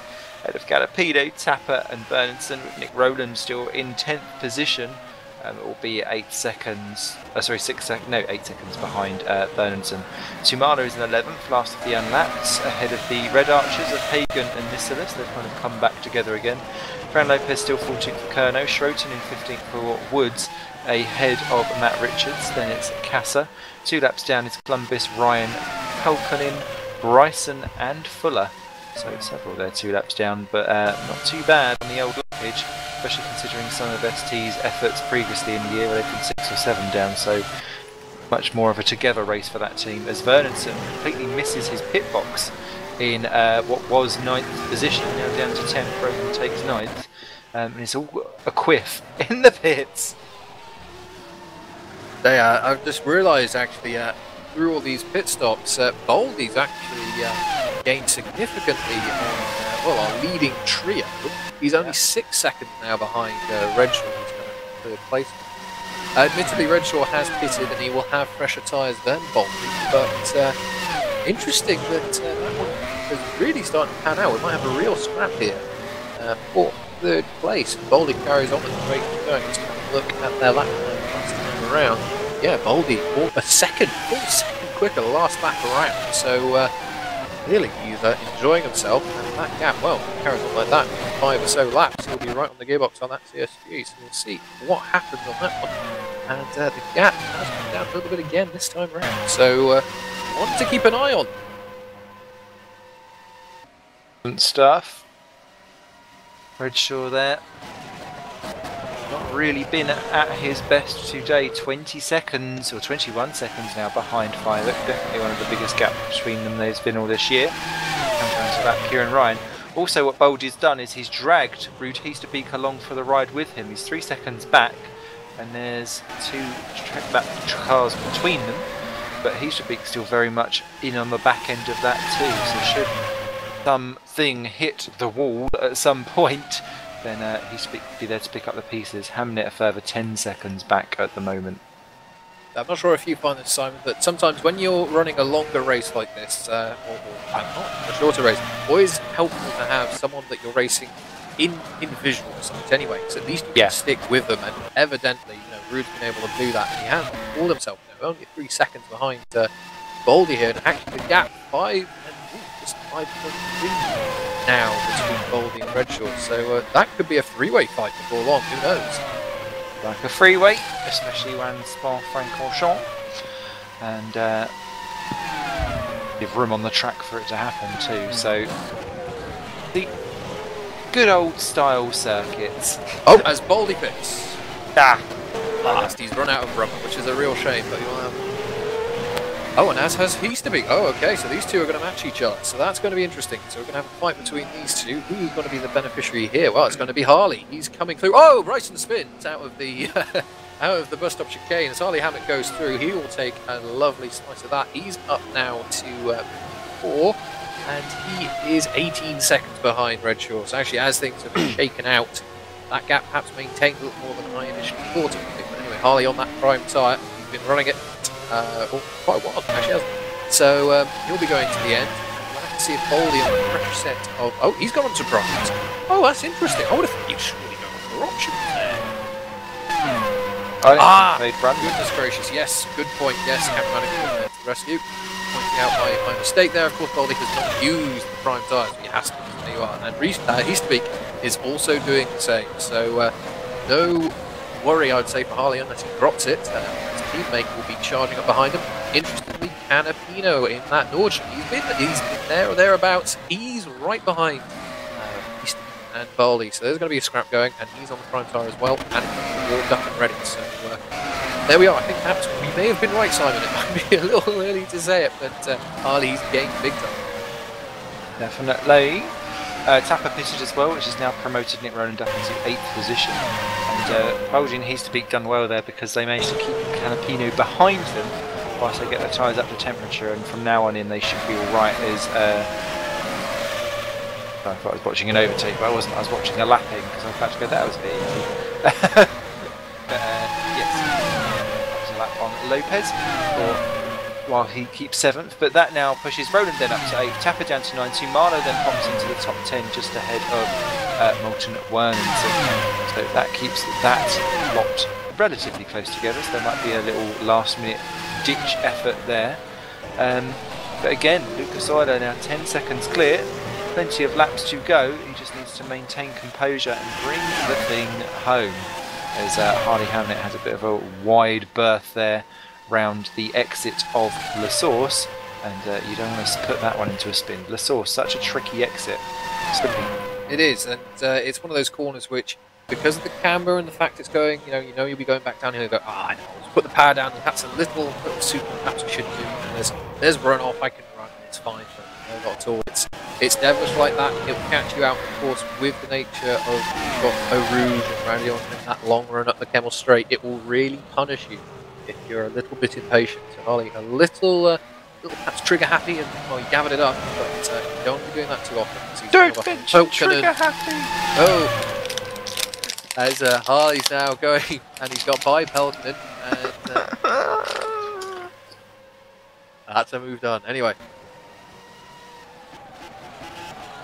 let's see, are there any scripts developing? Well, we've got Baldy, he's taking Canopy, they're all sticking at the moment, and we may have a scrap developing perhaps towards the end of the race with Roland Tapper. So Roland obviously has been on his tyres for a while now. He's been on about 23 or so, I think.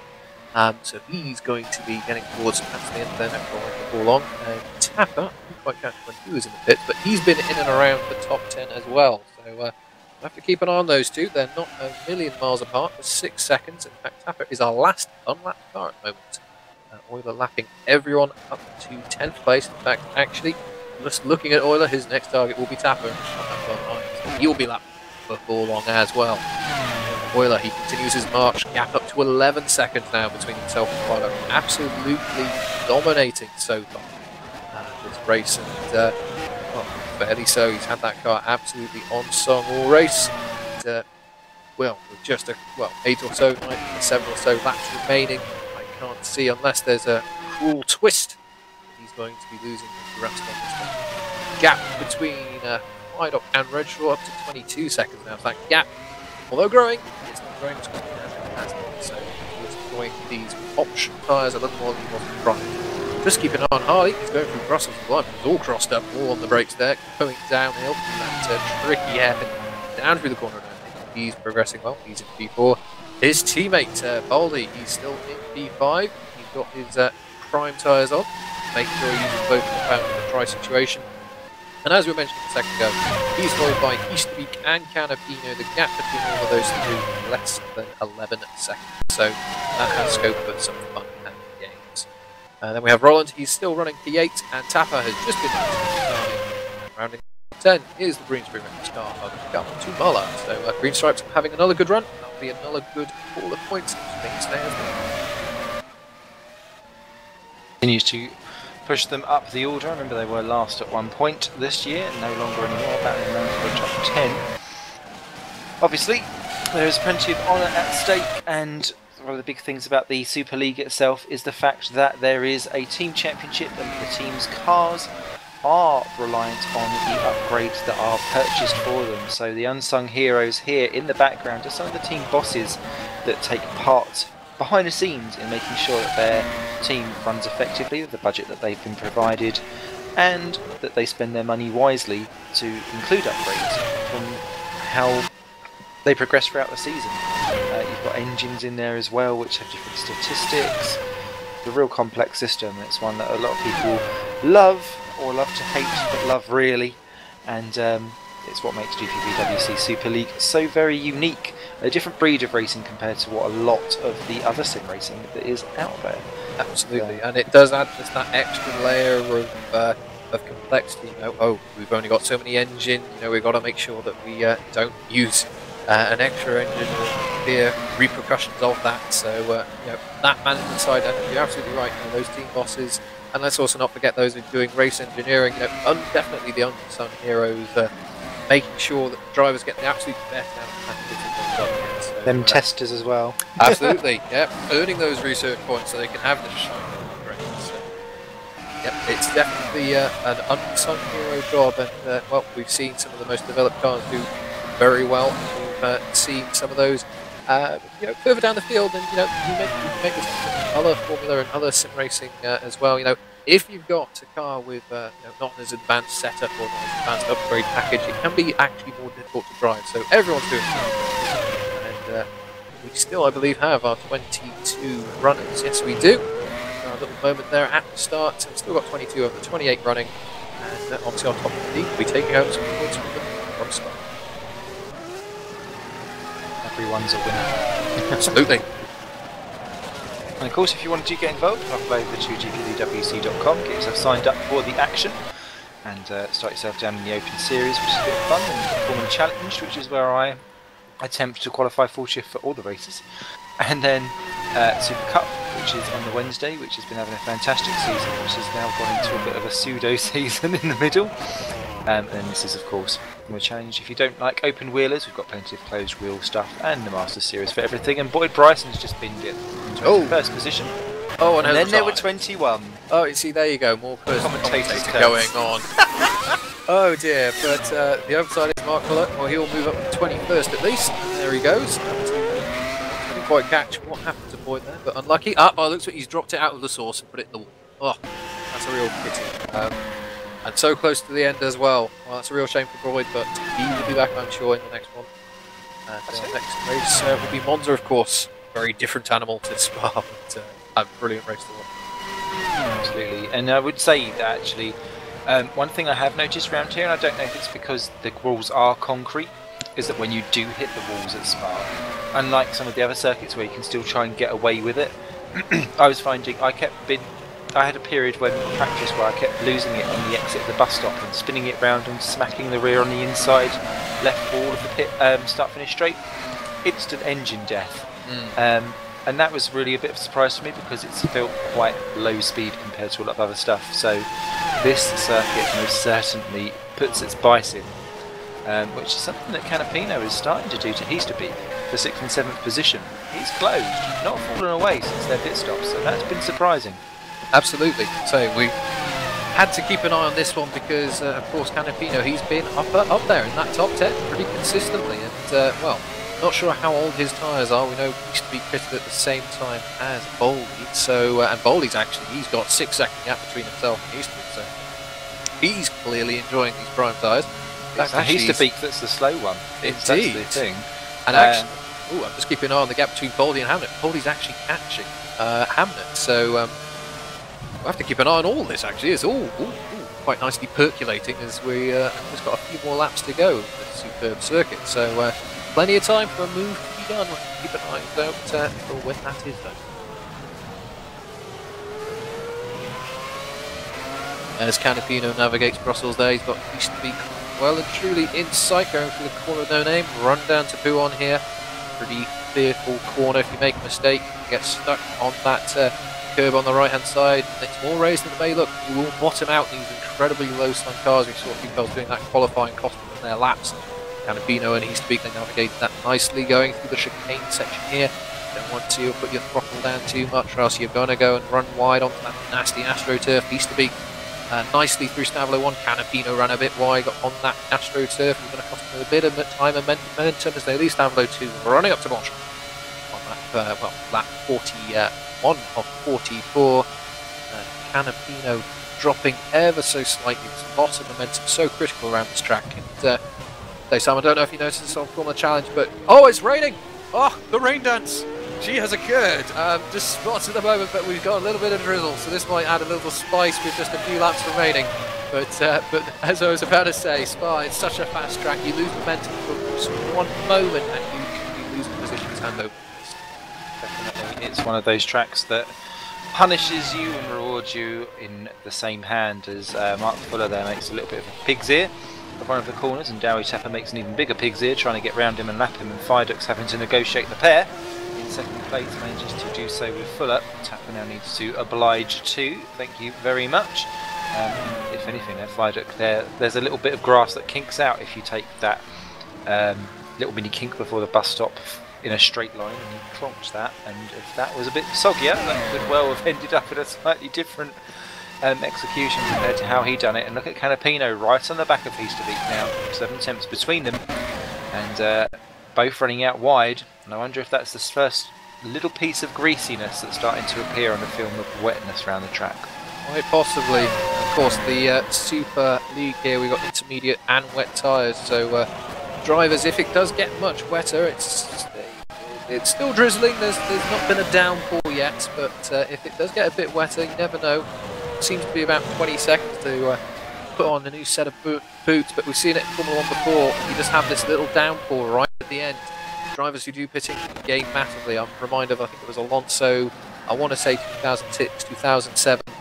He pitted in, got some fresh tyres and overtook about 4 or 5 cars on the last lap. And I think he came home fourth on that particular occasion. So gambling in the rain, it's a risky business, but if you play your cards right, you can definitely bring home the jackpot. Canapino, he's keeping, he's to be honest here, the gap just under a second, in fact 8/10 going around the source. Very nice and tidy for Canapino there, didn't run wide whatsoever. He's to be having a little bit of a wobble, I'd say, getting the powers. They run now down the hill, through Eau Rouge, up into Radian here. Nicely navigated the both of them. I think he's a little bit far back for Slipstream. The rain is getting ever so slightly heavier. Or a few drivers are going, oh, this is not what I need. And no action this time round along the Camel Straight, but Canapino keeps up at the rate he is. He'll be on the back of that Nijo car before long. And there will be a real fight here for 6th and 7th place. Also with that slight bit of drizzle as well, that just makes it slightly more difficult for when you're going offline because people aren't running that and clearing the water. And the way how the RFE plugin works is that you have an online and an offline percentage, arbitrary or not. It's a sum of sorts, and that will just make it that a little bit difficult for Canapino. And you can see that some people are not quite attacking the curbs around some of these corners quite as aggressively as what they were, say, 6-7 laps ago. Absolutely, and it's interesting just keeping an eye on the gaps. Between the leaders it's fairly constant, they've got some space, but we've now got Boldy. He's now only 5 seconds behind Hamnet. Of course, Hamnet pitting quite a while ago for his tyres, so evidently there's not going to be much rubber left there. And of course, you've got these guys battling hard. There's a gap of 9 seconds between these two and Boldy, but if it really does lash it down, which is the rain's definitely picking up the pace, you're starting to see spray off the back of these cars. We're going to be getting into territory, so we have to see if anyone's feeling brave going for it. But Canapino really nice and tidy through the bus stop. He's to be running just a little bit wide in the first part there. He's lost a little bit more time. The gap now just 4 or 5 tenths. Couple of laps to go. Bum, bum, bum. Indeed, as Fuller's come out of the pits, Canapino wants a little slice of Slipstream going down. I don't think that will gain them much, but God, they've got to be so careful going through Eau Rouge now. It's going to be even greasier than normal. Both have done that time around, and he's definitely close. He'll definitely pick up Slipstream. If he can get enough to get a move done is another matter, though. Trying to see what happened to Fuller to see if he was missing parts of the car. And I'm going to say yes, because that was a massive long pit stop that he had that was over 20 seconds. And look at the rain now really coming down. There's spray physically coming off the back of these cars. And now there is no particular massive dry line. Now is the time to put your money where your mouth is and say, I can get round. And it is literally the last lap of the race. It is all or nothing, very much so. And these guys are really... well, they're playing their hand. It's definitely going towards into territory. Let's see if anyone bites the bullet, as you say. Last lap. And, our leader has not had any issue. In fact, he's just about to lap his team.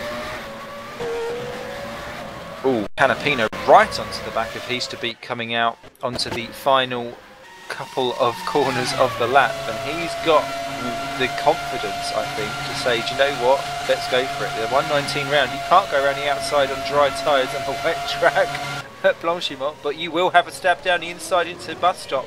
And look at that, defiantly done there by Canapino, beautiful. He's to Beat, I think, just says go on then. Canapino gets a little bit of squiggle down on the exit and he'll keep that position, but they've got a 1 lap to go round. He's to Beat may think, I'll wait for Lecom and have a go.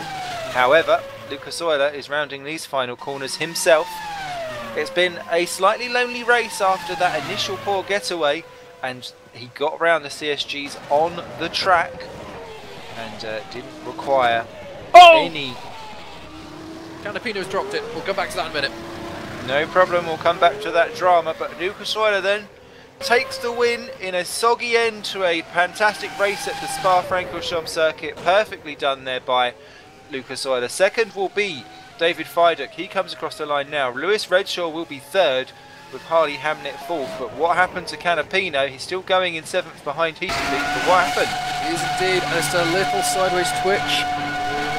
Just a little sideways twitch going through Eau Rouge, and that was the end of that. Backwards he went. He did a great job to keep the car out the wall, but He's to Beat perhaps feeling a little vindicated. Okay, yeah, he got to the bus stop, but moreover, I'm going to come home and sit in place. Went across the line. In fact, we're still waiting for Redshaw. He's just come across the line in 3rd place, so more valuable points in his championship hunt. But Canapino, he lost out big time there. He rolled the dice, and unfortunately, came up snow, guys.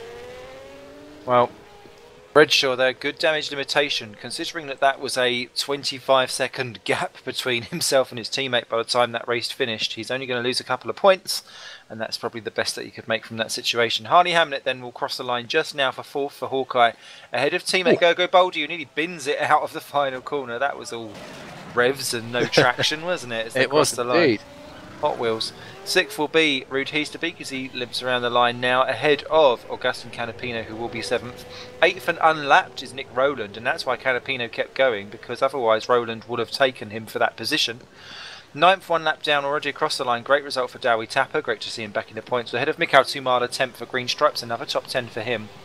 His 3rd in about 5 races.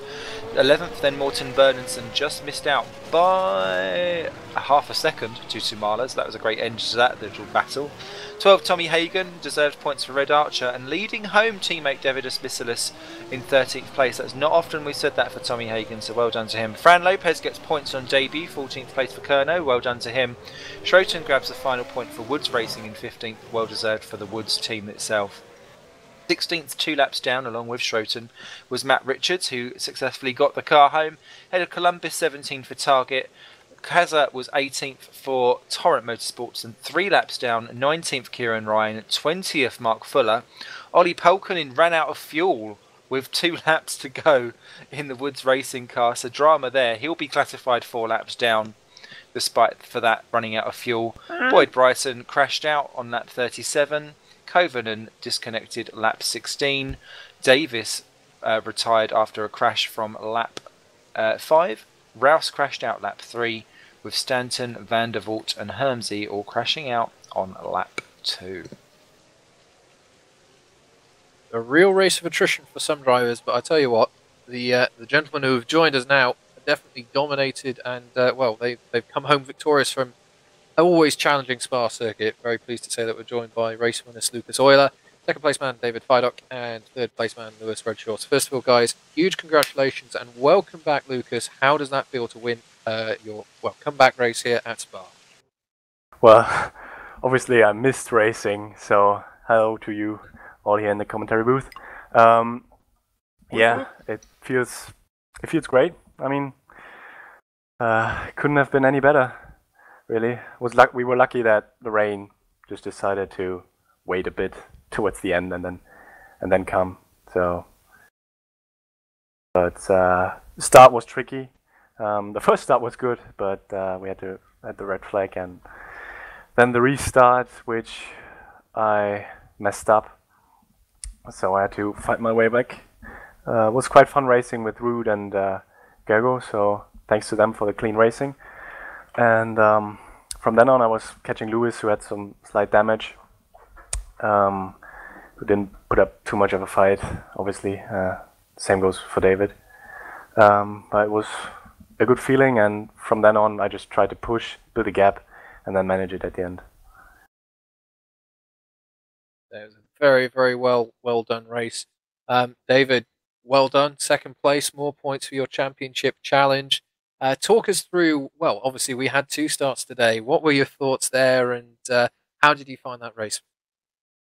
Well, the first start I was like, oh no. The second start I was like, woohoo! So it's very quickly turned around and mixed emotions. But yeah, testing with Lucas this last fortnight was blindingly quick. There was no point holding him off.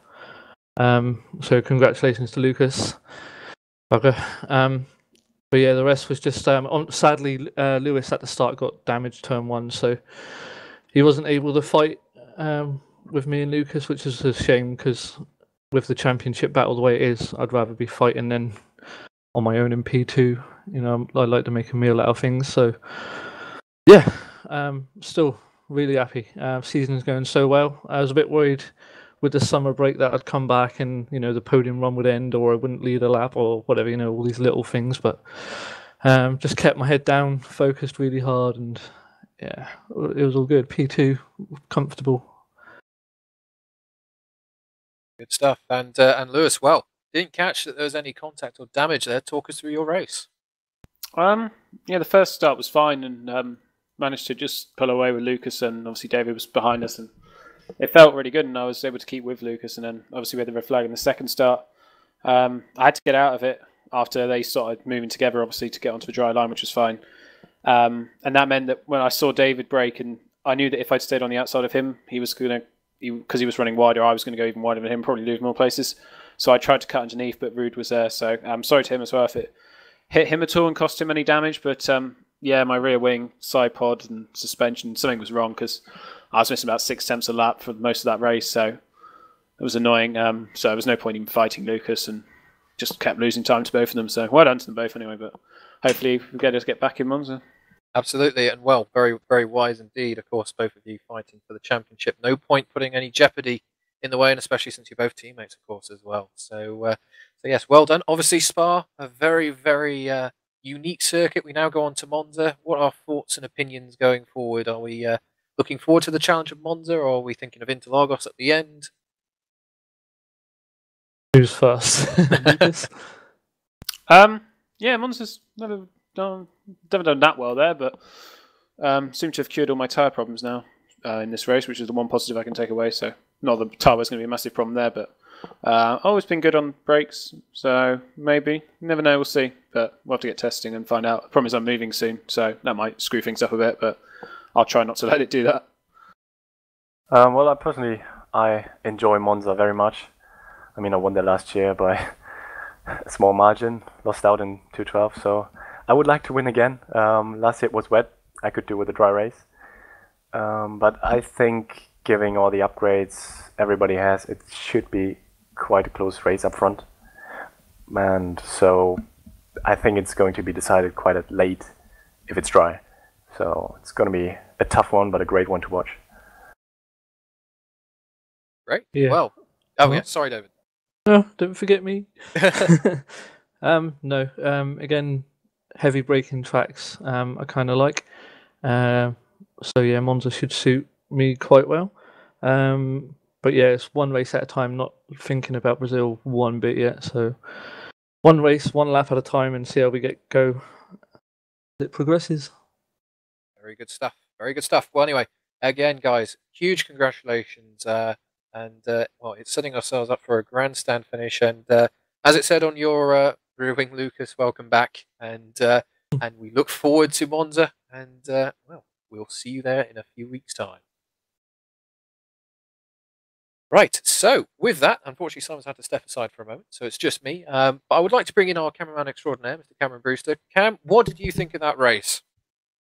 I enjoyed it. I mean, the rain at the end spiced things up. I would have liked to have had it come a little bit sooner because I'm twisted like that. But no, brilliant racing. Some nice few scraps. Nice to see some of the sort of lesser known names getting some good results.